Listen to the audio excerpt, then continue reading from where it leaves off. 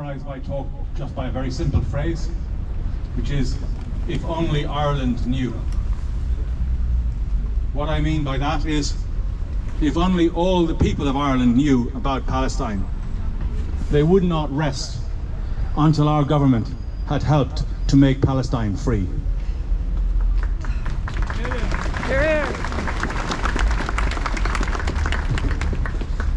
But not all the people of Ireland do know about Palestine. A few days ago, a businessman in Cork asked me why he could not find Palestine on a map. He could find a place called Gaza, but not a place called Palestine. He had heard that the people of Gaza are called Palestinians, but he couldn't understand why. He wondered if Gaza was just another name for Palestine. He wondered why there was a problem between Gaza and Israel. Why didn't he know? Why don't all the people of Ireland know? One reason is that our TV and newspapers are too cowardly to tell the truth.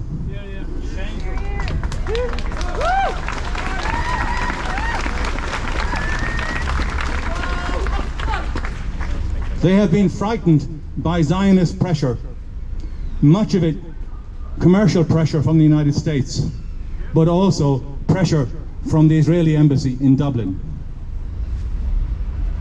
Even our universities, which are supposed to be questers after truth, even our universities are too cowardly to tell the truth. Kathy Levanis, who spoke a few moments ago pronouncing the names of the killed children, knows that from bitter experience, and so do I. A few years ago, just after Kathy retired and before I retired, the Israeli embassy in Dublin demanded that UCC change one of its history courses, and the university surrendered to this outrageous demand. How can we know, how can the people of Ireland know about Palestine if our universities are too cowardly to teach their students the truth about Palestine? How can the people of Ireland know if the newspapers and television are too cowardly to tell the truth?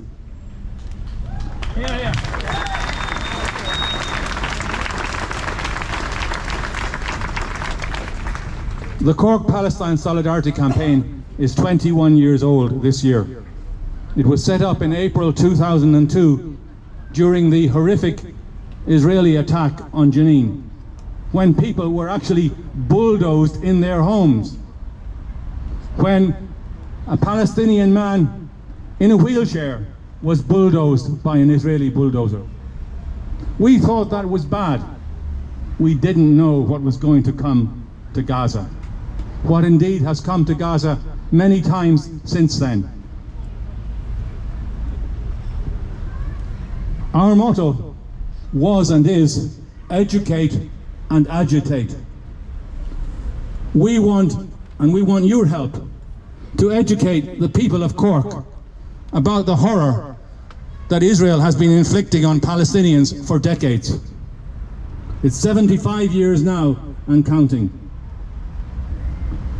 We want you to help us to get the people of Cork to agitate, to make sure that Irish governments punish Israel for its crimes against the people of Palestine.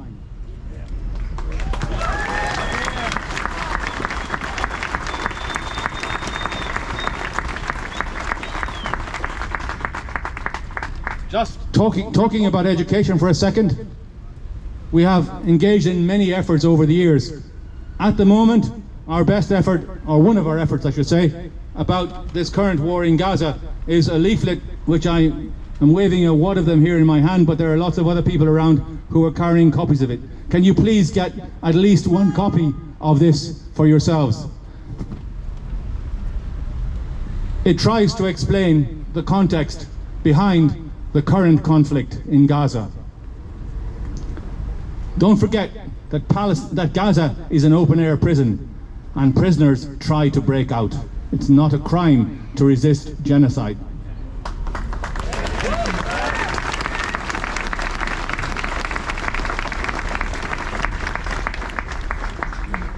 Our leaflet gives you some facts about the horrific conditions under which Palestinians in Gaza have been forced to live.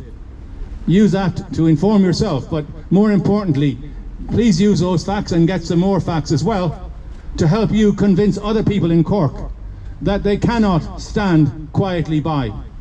The people of Palestine need us, and we all moral people should actually be active in the campaign.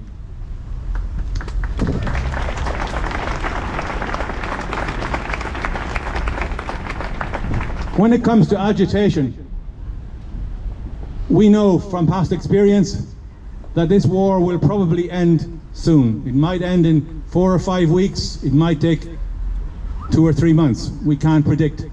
But it will end. And guess what will happen then? Palestine will disappear from the headlines. The oppression will continue and nobody will hear about it. So your assistance will be even more crucial after this war than it is now. Come out today, great, that's wonderful. But we need you to be active all the time until Palestine is free. All the time, even when there is no mention of Palestine in the news. And you can do something very important in the next 16 months or so. Because in the next 16 months, we will have many elections in Ireland. There will be local elections, there will be elections to the European Parliament, and there will be elections to the Dáil. We need your help to make Palestine a central issue in these elections. Yes, there are many domestic issues, but what are we talking about with our domestic issues? We're talking about how equitably we can live in our country, how comfortably we can live in our country. We're not really worried about whether we can actually exist in our country, and that is the problem facing Palestinians. I think, yes, we do need to worry about how fair our domestic society is, but really it is rather selfish to actually be concerned about those issues and not be concerned about the existential problems that exist for the people of Palestine. It's a matter of life and death. It's a matter of genocide.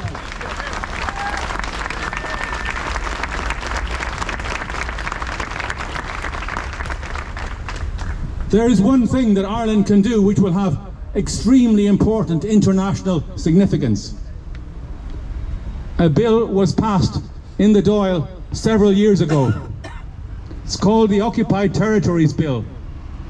It's not going to solve the problems of Palestine immediately, but if it is implemented, I hope, and many of us hope, that it will break a logjam.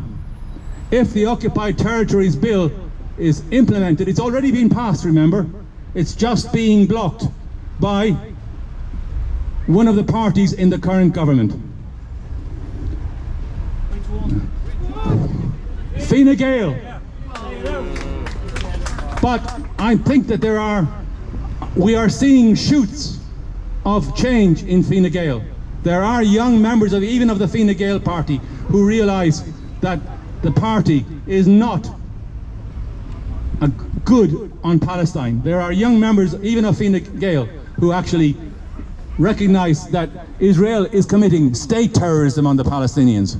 So there is hope that we can actually get every single party in this country, if we try hard enough, to actually stand behind the Occupied Territories Bill. So our agenda for the next 16 months should be to make sure that the next government that comes to power, and there will be a change of government in about 16 months at the most, if not beforehand, we need to make sure that the next government implements the Occupied Territories Bill.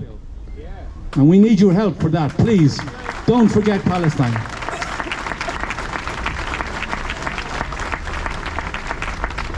Ireland has been here before. In the middle 80s, Dunnes Stores workers went on strike to refusing to handle South African products. It took several years, about 3 years, before the Irish government implemented a ban on the importation of South African products into this country. And I'm not saying that Ireland changed the world, but it actually changed the climate. And within a few years, Nelson Mandela was free, and apartheid was ended.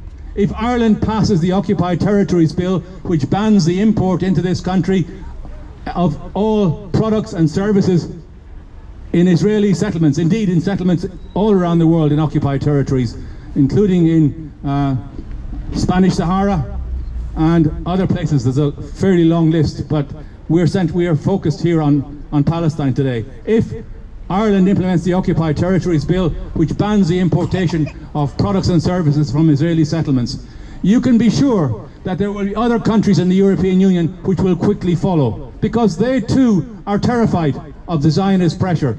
But if we show that it can be resisted, other countries will follow us pretty quickly. So Ireland has the chance to really do something very effective for Palestine.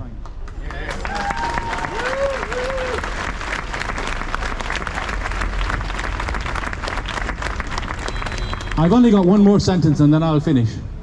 I plead to you, please, in the next 16 months, at least for the next 16 months, make it the central activity of your non-working life when you have time free to educate and agitate until our government has helped to make Palestine free. Thank you.